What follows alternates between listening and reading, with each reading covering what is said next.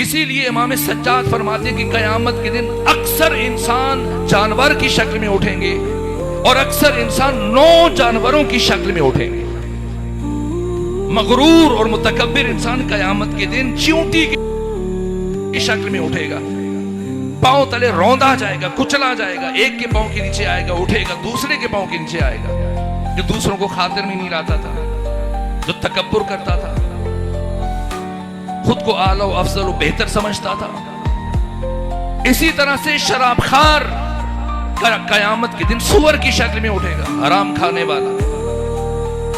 इसी तरह से तारिकुस सलात कयामत के दिन कुत्ते की शक्ल में उठेगा।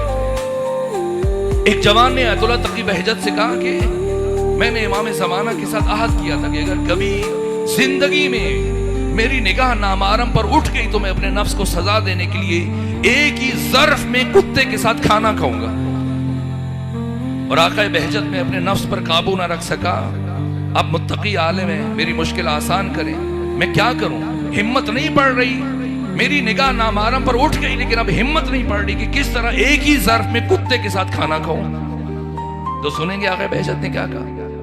का परेशान ना हो, तुम्हें ऐसी बात बताता हूं जो रोजमर्रा तुम अंजाम देते हो लेकिन तुम्हें इससे कोई उकताहट नहीं होती, तुम्हें अजीब नहीं लगता।